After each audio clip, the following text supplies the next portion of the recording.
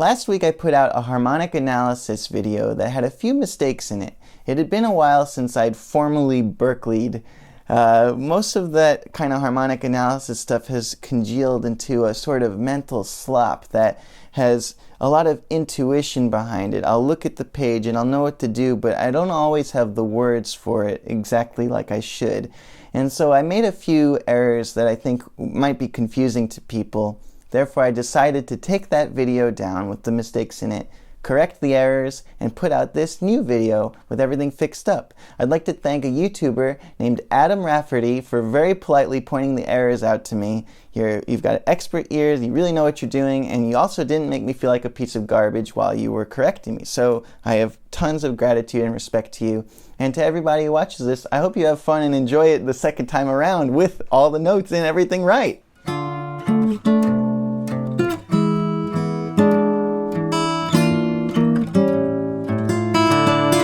Chega De Saudade by Antonio Carlos Jobim and Vinicius de Moraes is one of my favorite songs in the real book. It has a gorgeous melody, the chords are transcendent, and the song is just really easy to enjoy. But it's actually a relatively complicated piece of music, and it's got a lot of neat examples of music theory concepts sounding at their best. So I'd like to dive into the harmony of this song with you and talk about how we can wrap our heads around the harmonic twists and turns in this piece, so you can use the techniques in your own music and play nice solos over the changes.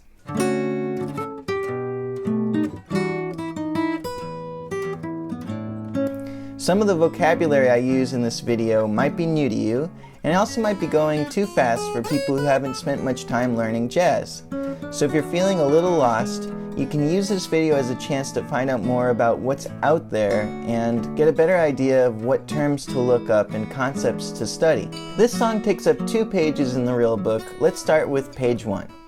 First, we'll look at this from a bird's eye view, kind of macro perspective, and figure out what key or keys we're in. Right away you can see that the key signature has 1 flat in it, which means we're in F major or D minor. And in the case of this song, we are indeed in D minor. There are plenty of chords here that don't fit in D minor, like this E7 in measure 3, or this B minor 7 flat 5 over here. But there are lots of spots where we are clearly in D minor. I colored all the spots where we're in the D minor zone green, so it would be easy to see. Now to look a little closer at that D minor stuff, you'll see that we start out with this D minor 7 chord on the first 2 measures, and then here we have a 2-5-1 in D minor, then another 2-5-1 in D minor, and then some stuff that doesn't fit in D minor, which happens to be a 2-5-1 to A minor. You might recall that the key of A minor normally has no sharps or flats, so it might seem weird that an E7 would be in the key of A minor. The E7 is actually really from A harmonic minor, which has a G sharp in it, so the E7, which is spelled E, G sharp, B, D, fits nicely as the 5-7 chord of A harmonic minor, but it also happens to resolve really well to A minor 7, which is the 1 chord in A natural minor. So as a general rule, throughout all music, you'll often see 5-7 resolving to 1 minor. It's a very common way to get to the 1 minor 7 chord, and it sounds great. Now let's take a step back and look at that E7 at the beginning of the song. You'll notice that unlike the E7 we were just looking at, this one does not resolve to A minor. So is it just another 5-7 from A minor that doesn't resolve? Or is it something else? In order to answer questions like these, it's really important to zoom out a little and look at the context of the moment. Right before the E7, we have a D minor 7. Whenever I see a minor chord like this D minor 7 move up a whole step to a dominant 7th chord like this E7, I always immediately think, that's the 4 minor to 5-7 from harmonic minor.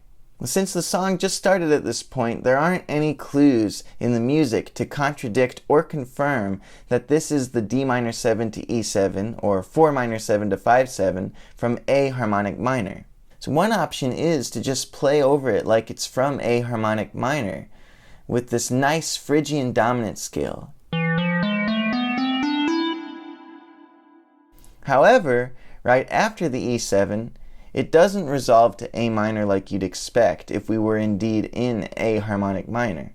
Instead, it goes to E minor 7 flat 5 and does a 2-5-1 back to D minor. By the end of that 2-5-1, your ear is certain that you were in D minor all along. So we could see this whole progression as a fancy way of traveling from D minor back to D minor.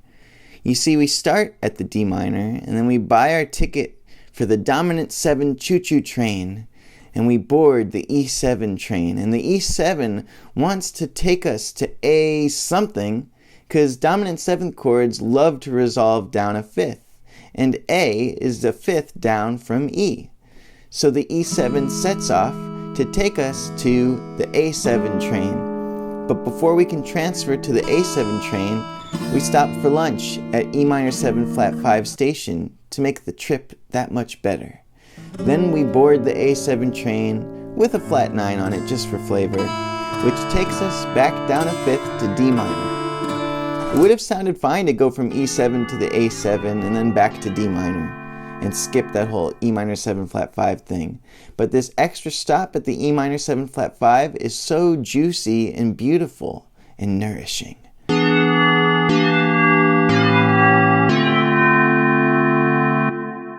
We'll be seeing more of this delayed resolution. It happens a lot in Brazilian music in general. Alright, moving on, we have a B flat major 7, which is the flat 6 major 7 chord in the key of D minor. Then the A7 flat 9, which is the 5 chord of D minor, and then, hooray, we are back at D minor 7 again. Everything's working out. And this right here is the same dominant 7 choo-choo train thing we were dealing with a minute ago. The E7 is acting as a secondary dominant that wants to go to A7 but gets interrupted by E minor 7 flat 5, which starts at 2-5-1 back to D minor.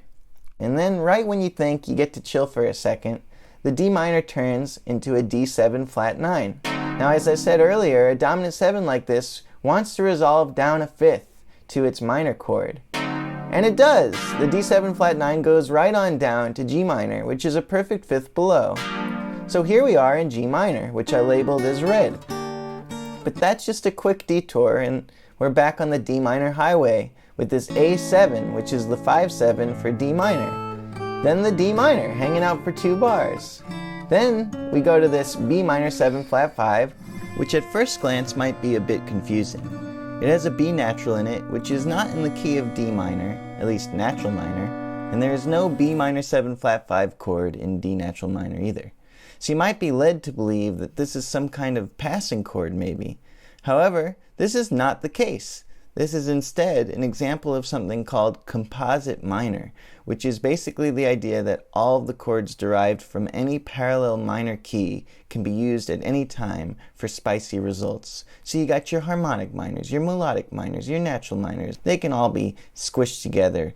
It won't always work, but it often does. In this case, we are grabbing this chord from D melodic minor, which has a B minor 7 flat 5 as its 6th chord. D melodic minor is just like D natural minor, except that it has a raised 6th and 7th. So instead of D, E, F, G, A, B flat, C, you've got D, E, F, G, A, B, C sharp.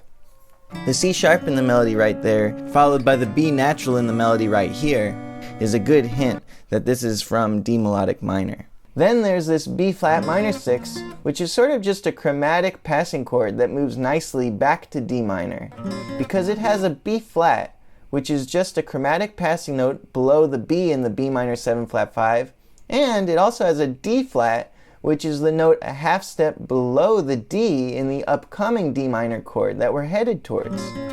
So it's kind of like glue. It's got a little bit of something to take you from the B minor 7 flat 5 and a little bit to pull you into the D minor. So here's what that sounds like.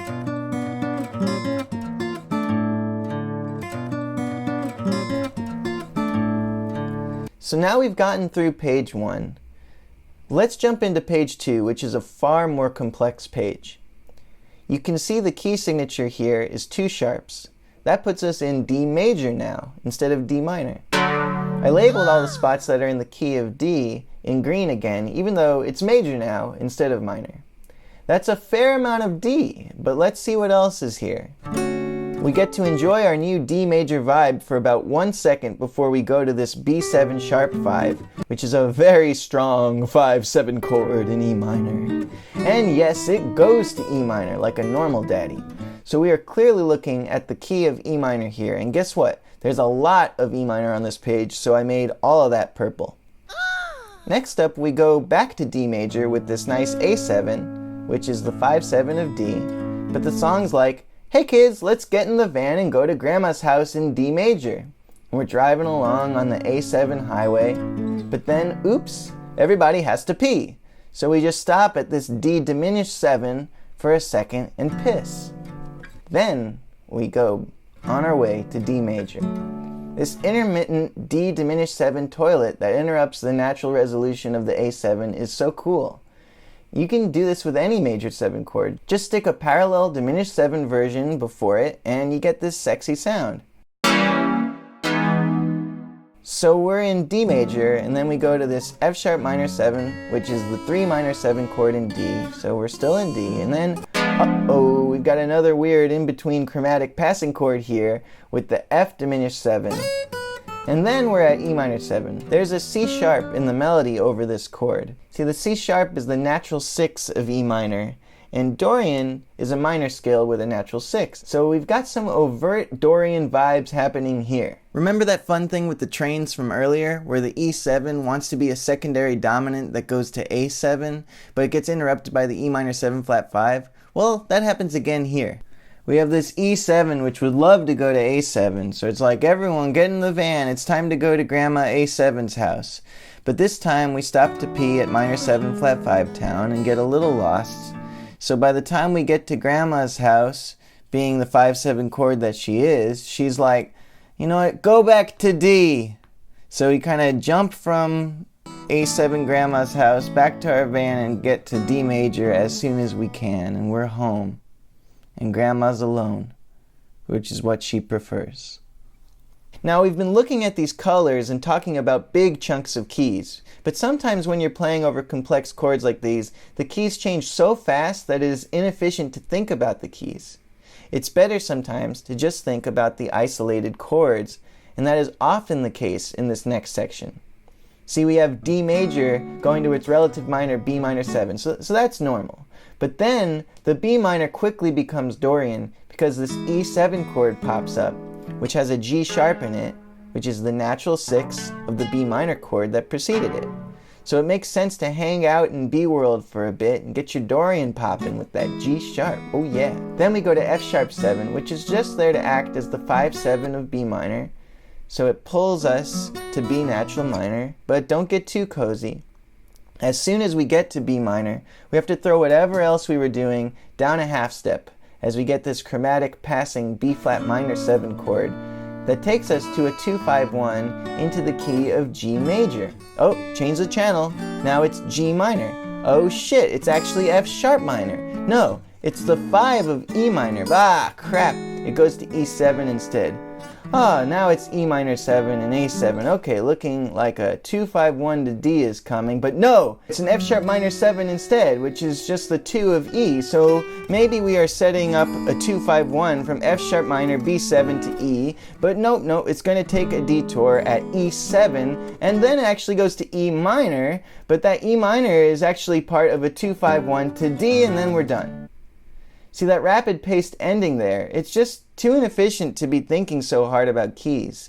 It's better during sections like those to practice making melodies using the chord tones in each chord, and also learn the melody of the actual tune well enough to bring pieces of it into that moment.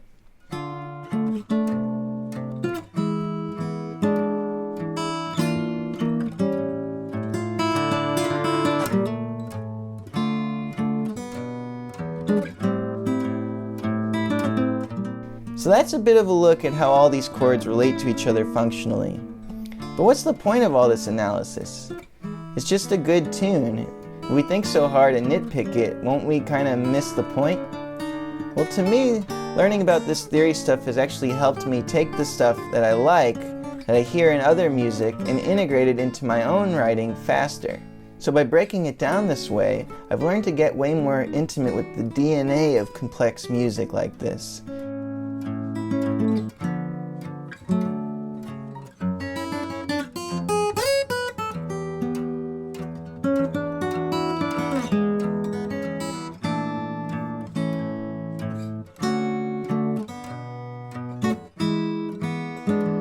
If you want to hear a couple brilliant recordings of this particular song, I'd recommend João Gilberto's version first. He's basically the trailblazer who defined the bossa nova style. And then after that, I'd check out Yo-Yo Ma and Rosa Passos' version on their album Obrigado Brazil. It's just great music, and I hope this helps you appreciate things about it that you might not have before.